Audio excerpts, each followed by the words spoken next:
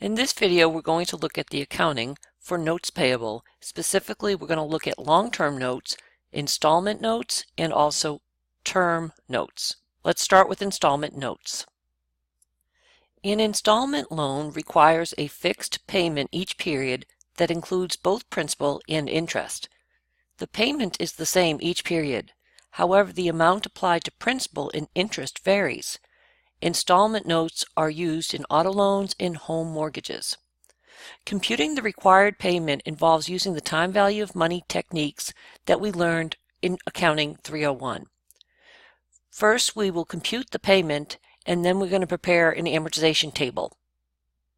Let's take a look at an example. A, S, and K borrowed $250,000, 8%, 3-year note. They're going to make payments every 6 months, so that's twice a year. And it's going to start on June 30th with the first payment. We use Excel to find the amount of the payment. So what we do know is that we have 3 years and it's twice a year, so the number of periods is 6.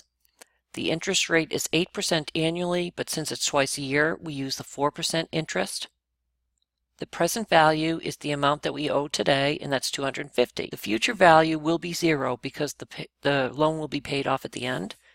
We use the PMT function on Excel, plug in the required information, and we find that the payment will be $47,690. Here's our amortization table.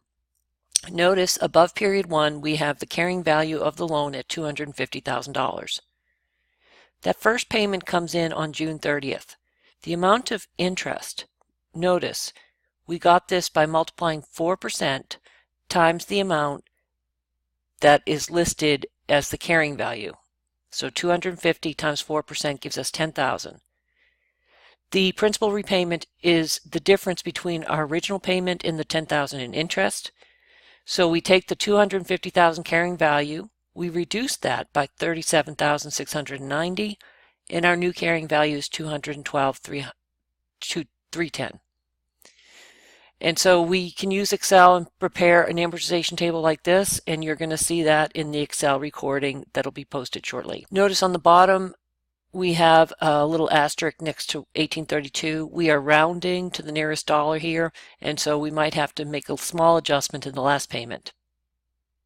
Let's look at the journal entries now.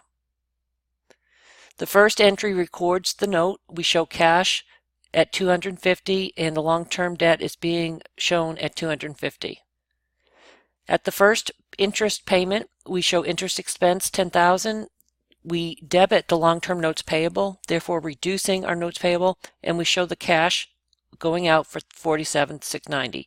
6 months later, using the same amortization table that we just saw, notice December 31st, 8492. I'm going to scroll back here.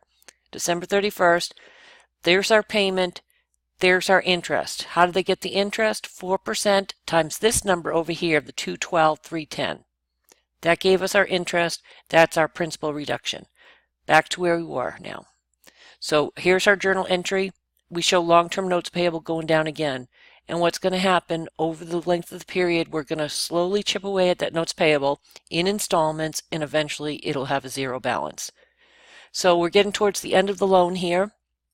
And here's our T account. We show long-term notes, the initial. We show each of the payments, and at the end of the period, it's all done. Now let's take a look at term loans. Typically, we pay interest each period. The principal is due only at maturity. We have a little twist on this example. The firm prepares financial statements in between the interest payment dates. So we're going to have to accrue interest from time to time. So we're just going to show how that changes things a little bit. Let's take a look. The note agreement specifies that the company will pay interest every 3 months. Notice the first one is April 30th. The principal will be due on January 31st, 2023. So Salata has a December 31st year end and prepares quarterly financial statements. So that means on March 31st, they're going to have their first quarter. First, we're going to record the note, and we're showing the cash coming in at $500,000 and a long-term note payable at $500,000. So at the end of March, we're going to show the interest expense that has accrued all of February, all of March, 2 months. So we multiply $500,000 times 10% times 2/12. When the payment date comes, we have 1 month of interest that's accrued since the last time we did the journal entries. So we show interest expense of 1 month. The interest payable that we just accrued is reduced, and we show the cash payment of $12,500. So we do these journal entries at each quarter end. We show the interest accrued. Each payment period, we show the payment.